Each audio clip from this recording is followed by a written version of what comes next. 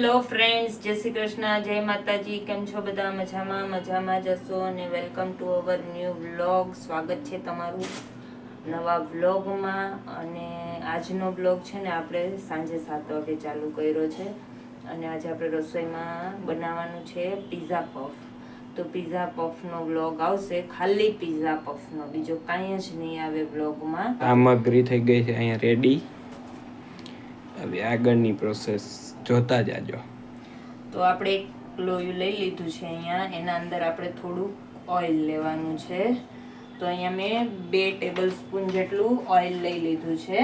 તો ફ્રેન્ડ્સ, હવે આપણું તેલ ગરમ થઈ ગયું છે. એના અંદર આપણે લઈ લઈએ પહેલાં તો કાંદા સતળાઈ જાય એટલે પછી આપણે એના અંદર થોડુંક આદુ લસણની પેસ્ટ એડ કરી દીધી છે. એના અંદર આપણે એડ કરીશું કેપ્સિકમ. બારીક ચોપ કરી લીધા છે કેપ્સિકમને, તો એ આપણે એના અંદર એડ કરી દઈશું. કેપ્સિકમ છે એના અંદર એડ કરીશું. મકાઈ છે, આ સ્વીટ કોર્ન લીધી છે, તો સ્વીટ કોર્નના દાણા મેં કાઢીને વોશ કરીને લઈ લીધા છે. તો એને બી કાચા જ લીધા છે આપણે. થોડી વાર આમાં સતળાશે એટલે એ બફાઈ જશે. તો આ બધાને હવે આપણે સોતે કરવાનું છે. થોડું એને સાતળવાનું છે, એનું પાણી બળે એટલું. બસ અહીંયા 1 કપ જેટલા વટાણા લીધા છે. વટાણાના દાણા બી હું એના અંદર એડ કરીશ. ચડે એના માટે થોડુંક આપણે મીઠું એડ કરશું. પહેલાં થોડું જ એડ કરવાનું છે, કારણ કે બીજા આપણે નાખશું મસાલા, એમાં મીઠું હશે એટલે આ ખાલી આને ચડવા માટે. તો આપણે આ ટમેટા કાપ્યા હતા એને એડ કરીશું. એક મોટું ટમેટું લીધું છે મેં, એ અંદર આપણે એડ કરી દીધું છે. મસ્ત કલર થઈ ગયો ને ધુમો. ગ્રીન, રેડ, યલો, વ્હાઈટ કાંદો. આપણે 1 ચમચી જેટલો આ છે chilli sauce, red chilli sauce add કરશું અંદર. અને 2 ચમચી જેટલો રેડ ટોમેટો કેચઅપ એ એડ કરવાનો છે. પછી 2 ચમચી જેટલું આપણે એના અંદર ચીઝ સોસ એ એડ કરશું.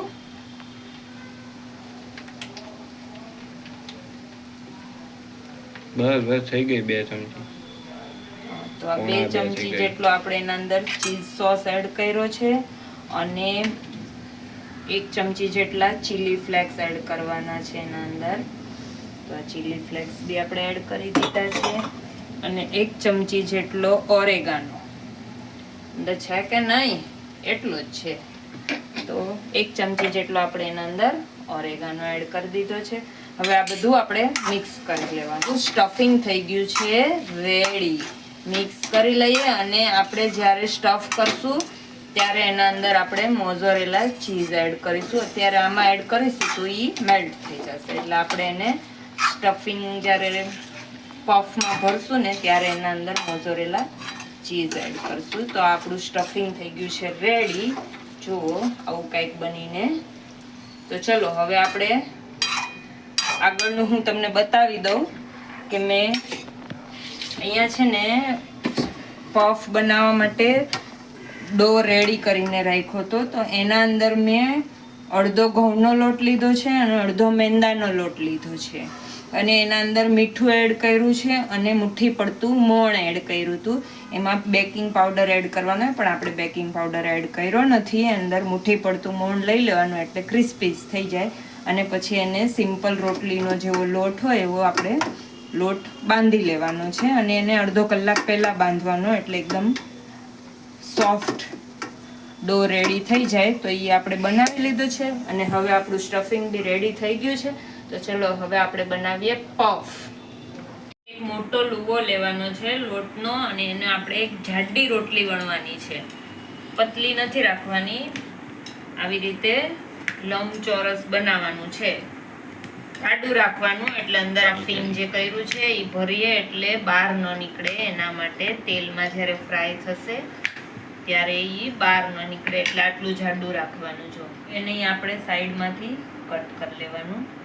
આવી રીતે લંબચોરસ જેવો પીસ બનાવવાનો છે. લંબચોરસ એટલે રેક્ટેંગલ.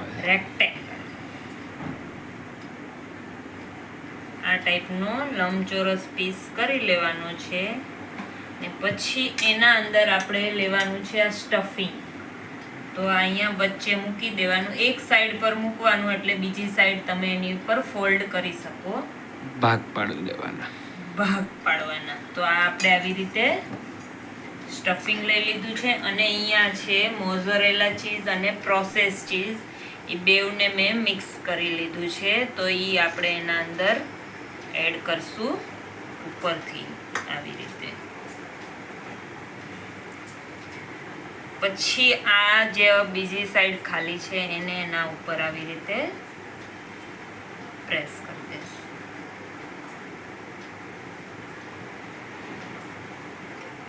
આવી રીતે પ્રેસ દબાવી દેવાનું.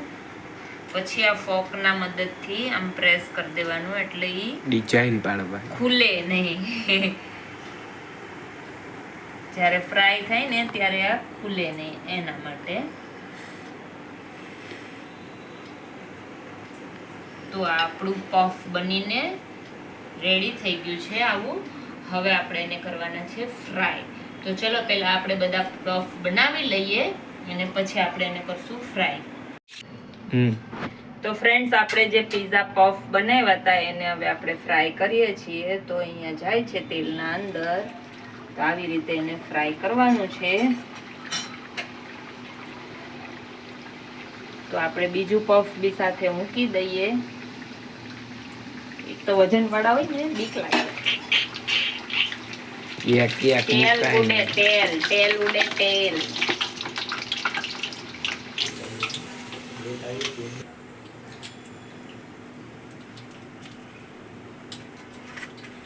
તો આવા કંઈક આપણા પફ બનીને રેડી થયા છે. હવે એને કટ કરીને ખાસું બતાવીએ તમે.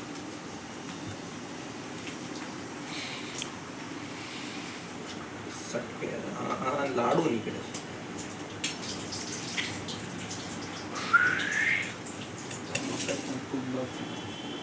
તો ફ્રેન્ડ્સ, આ આપણું પિઝા પફ બનીને રેડી થઈ ગયું છે. અને આવી રીતે જોવા અંદરથી ચીઝ બી મેલ્ટ થઈ ગયું છે. તો ચલો, તમારે કોઈને ખાવા હોય તો આવી જાઓ.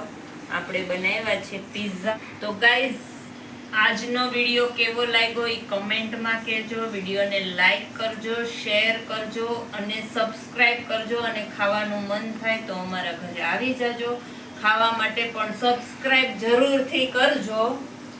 અને તો ફ્રેન્ડ્સ, આ રામ લક્ષ્મણની જોડી જમવા બેસી ગઈ છે. અને રામ લક્ષ્મણ ખાય છે પિઝા પફ. એક ખાય છે મેયોનીઝ સાથે, એક ખાય છે સોસ સાથે. લક્ષ્મણ, તમે બે રિવ્યુ આપી દેજો કે વનમાં કેવું ખાવા મળે. વનમાં 1 નંબર ખાવા મળે. વાહ, કેમ છે બાકી પિઝા પફ? શું કહે છે? જોરદાર. તો હવે આપણા પિઝા પફ બનીને રેડી થઈ ગયા છે. અને છોકરાઓ બેસી ગયા છે જમવા. અને છોકરાઓ હવે મમ્મીએ પિઝા પફ બનાવ્યા છે ને, એકદમ ટેસ્ટી ને ડિલિશિયસ છે. ખાવામાં મજા આવી ગઈ.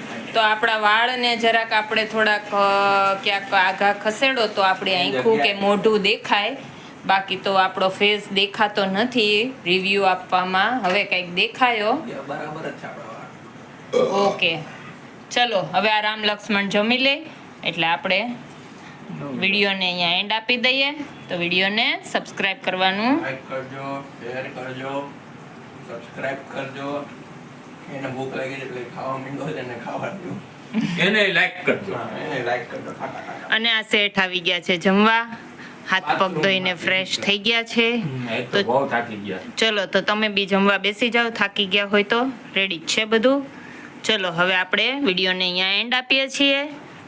વાગી ગયા છે 8:30 અને 8:30 વાગ્યા જે વિડીયોને એન્ડ કરીએ છીએ.